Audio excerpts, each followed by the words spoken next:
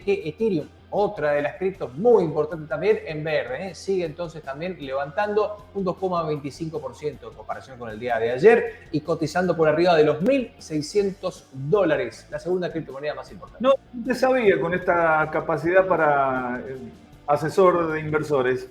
Está bueno. Fernando García. Está bueno. García y Álvarez. Se ríe su tocayo también, Alejandro, que lo veo en boxes. Y que en un ratito lo vamos a sumar. Lo vamos a sumar. Se llama Alejandro Servide, Fer. Vamos a contarle a la gente quién es Alejandro Servide, porque también me parece que algo tiene que ver esto, hablando de tanta plata y que yo no sé si la cuestión de los sueldos que se están pagando son los que han hecho, los sueldos, las dificultades han hecho que muchos cargos en el área de la salud, por ejemplo. Mucha timba financiera y poco trabajo, parece. Claro, caso, ¿no? Y Alejandro es director de Professionals RPO and Technologies. Hay escasez de talento en el área de la salud. Alejandro, un gusto hablar con usted. Vamos a hablar de esto, problemas. Hay puestos que no se están ocupando. El tema es saber por qué. Buenas tardes, Fernando, Alejandro, Tocayo, ¿cómo estás? No me trates de ustedes, por favor. Bueno, vos, ahí está, Tocayo y vos. Vamos a hablar de esto. Más allá de lo anecdótico que pueda llegar a ser, es un verdadero problema que estamos hablando de la salud y hay puestos de trabajo que no hay quien los ocupe, Alejandro. Sí, es cierto. Esto es una problemática que no solamente lo estamos viendo en Argentina, es una problemática a nivel mundial y luego de la pandemia vemos que si bien se debería haber acortado la demanda sigue siendo un factor creciente, producto de no solamente poder cubrir las necesidades que dejó el efecto pandémico, sino poder cubrir con todo lo que se viene hacia adelante, ¿no? Entonces, a ver, ya de entrada me da un dato que yo le quería preguntar, Alejandro, que te quería preguntar.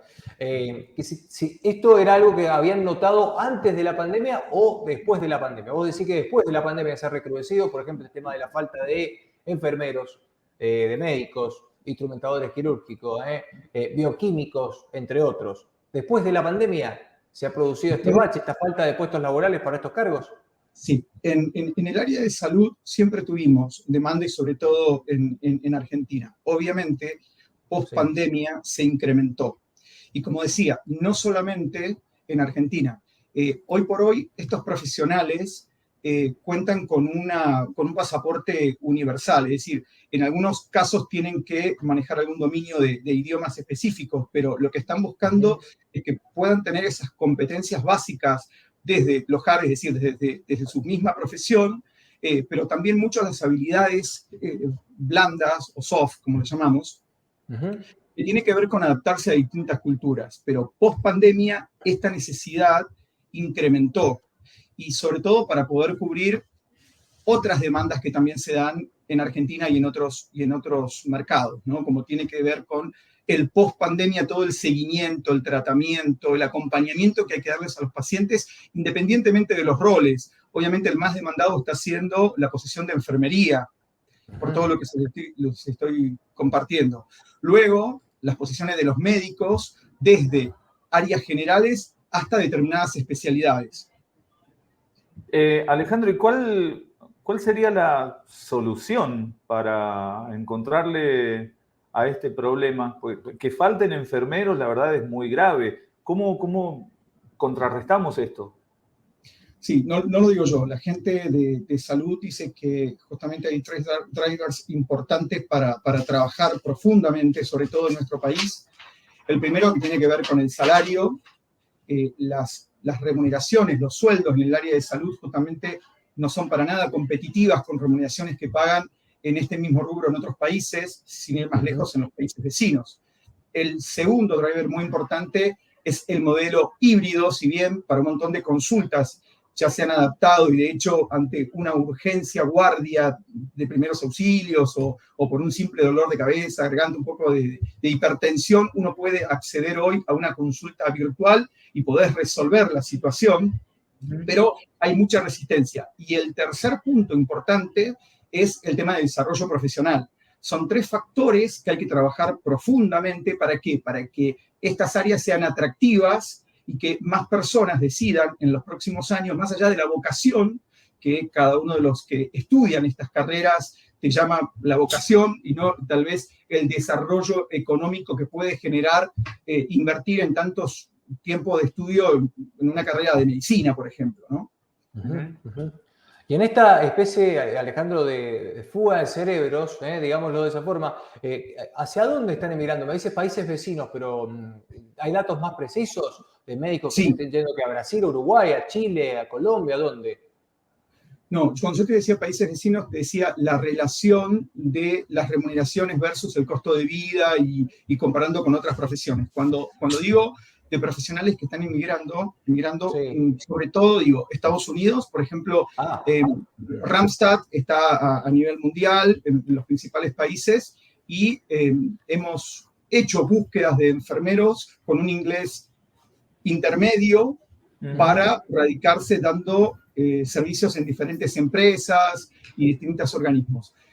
Otro mercado muy importante también es el europeo, España, Italia, el Reino Unido, sobre determinadas especializaciones de médicos y también de enfermería. Italia en este momento, lo que estoy diciendo es público, no tienen capacidad de abastecer la demanda interna.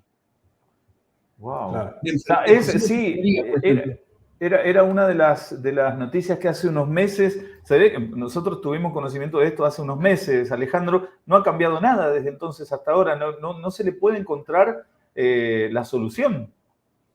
No, de hecho, la semana pasada estuve con el CEO de Randstad Italia, hablando justamente en un encuentro que tuvimos en Europa y estuvimos hablando justamente de estas problemáticas, cómo estas problemáticas ya no tienen una situación regional o un empuje regional, sino que es una característica mundial, luego, bueno, del episodio de pandemia y demás, ¿no?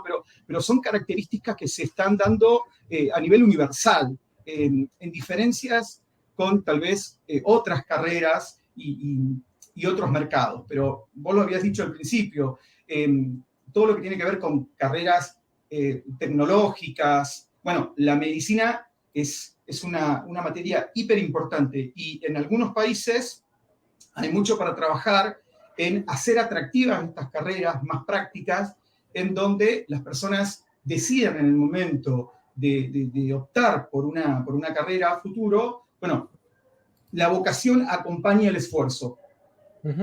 Se me ocurre pensar a modo de reflexión, Alejandro, y te pregunto también, ¿qué pensás? Hay como una cuestión muy fuerte con el tema de la individualidad, que hay muchas parejas que no quieren tener hijos, o gente que está sola, que no quiere estar en pareja. Yo creo que hay una cuestión ahí que va de la mano con centrarse en uno y en carreras tan humanitarias que dependen tanta vocación de saber dar al otro, siempre atendiéndose uno, por supuesto, lo doy por entendido, pero saber dar amor como base, pero contención, cuidado, cariño. Y la medicina es como su matriz base esa de saber dar.